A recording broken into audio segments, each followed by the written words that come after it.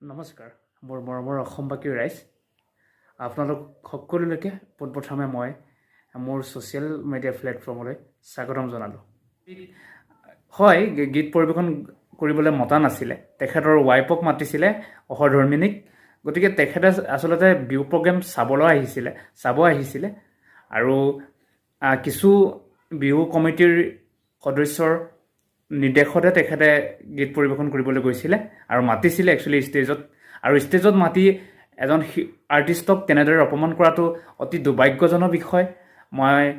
অতি সোনকালে পূব গুৱাহাটী আমাৰ চান্দমাৰী বিহু কমিটিৰ সদস্যসকলক আমাৰ দিগন্ত ভাৰতী ছাৰৰ ওচৰত ক্ষমা বিচাৰিবলৈ মই